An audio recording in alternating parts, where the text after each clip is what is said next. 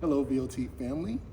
I am Erin Robinson, And I'm Fionna Robinson. and we were your directors in the year 2003 to 2004. Now, I've been on many trips, many singing engagements, but there is one that stands out more than all the rest. It was our trip to Barbados. While we were there, we stayed in a beach house. It was right by literally right on the beach, and I spent a lot of time, especially early in the morning, out on the beach, and I just had an experience that was very solidifying in my spiritual walk, and that I will always be grateful for. All right, so I grew up in Memphis, Tennessee, where gospel music is the culture.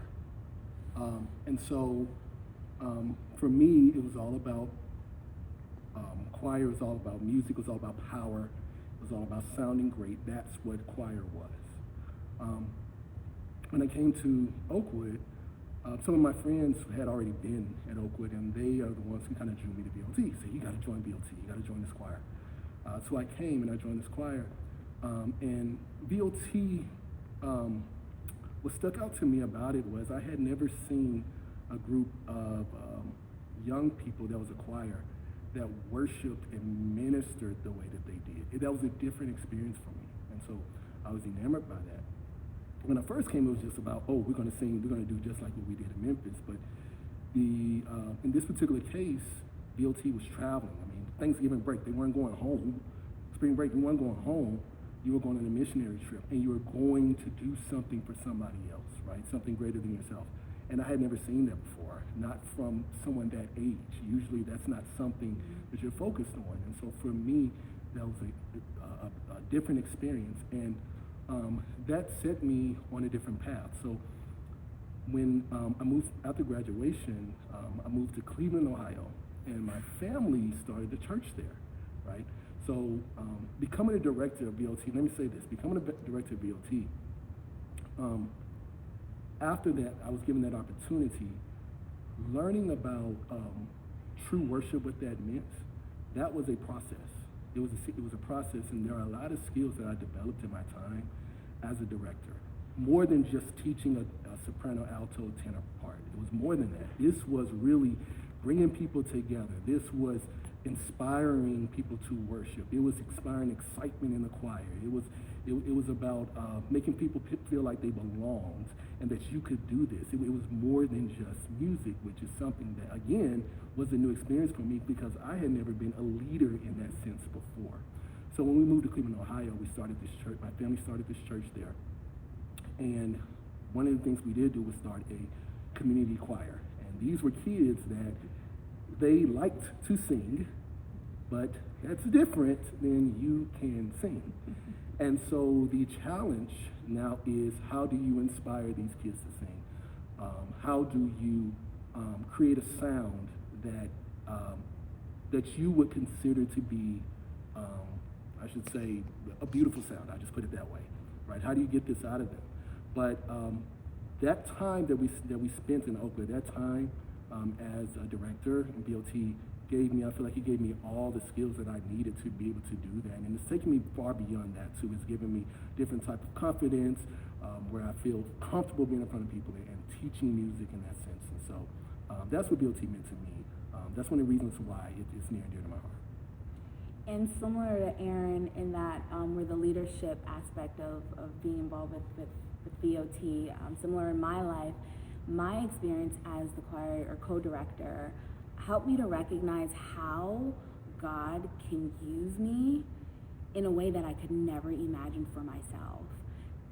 How God can use me beyond what my skill set or beyond how I see myself, but more in how he has created me to be and what he asked me to do and ordained me to do. How saying yes to being obedient to his calling can just reap so many benefits in all areas of my life. And so I experienced that as a co-director with VOT, and that right there has applied to every part of my life, in my professional world, in my spiritual life, and in the work that I do at the church that I currently attend, in my home life, in my personal life. you name it. And it started as in VOT, or that's where I can kind of pinpoint and really see how I was able to how I could see it manifest.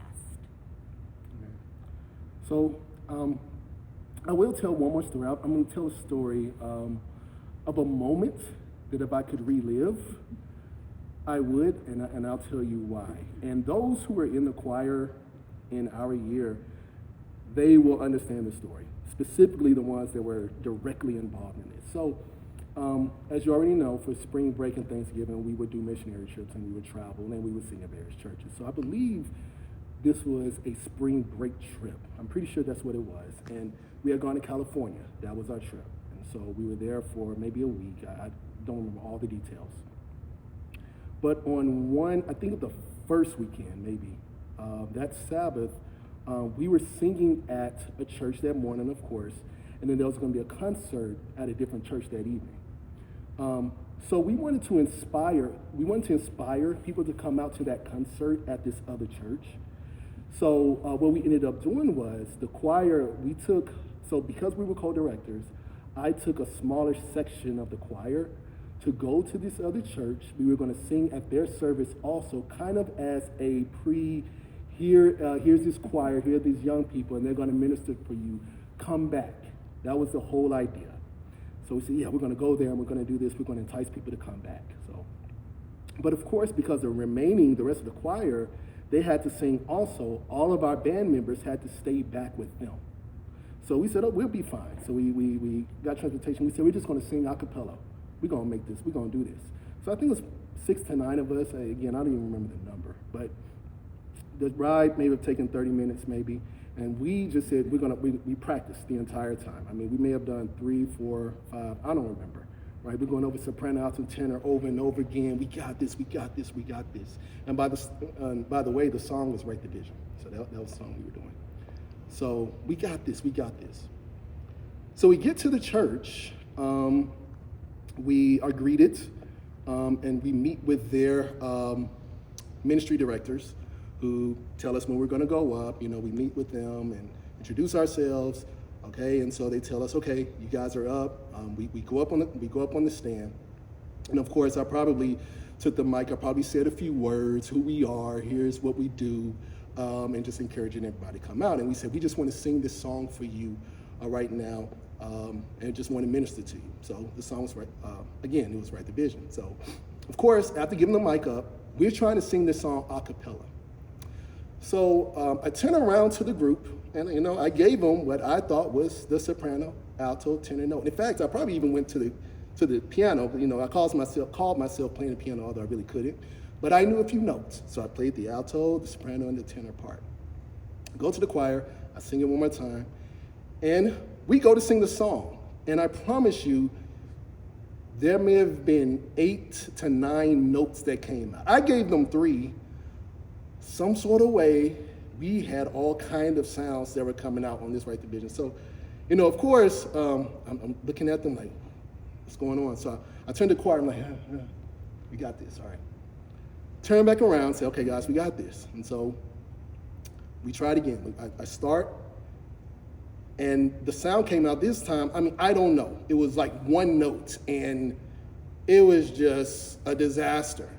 And I think we actually attempted to try to get this song right like 3 or 4 times. I mean, so talk about every time you try it, it gets worse and worse. That's what happened. It got worse and worse. But I was determined we were going to get that song, and we was going to get through that song. So I think the pianists, I think the musicians kind of said, okay, let me give them a little assist. So of course, everyone knows what we're trying to sing, so then they play the song. And of course, at that point, those are the notes. And at that point, we got right through that song. We killed it.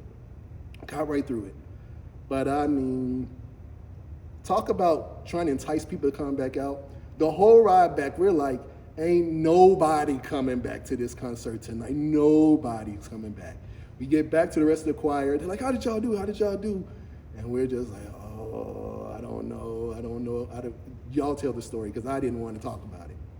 But we ended up doing the concert, and I think it was still crowded. I mean, everyone came back out. So I tell that story because the year when we became directors, this is not something I ever thought I could do.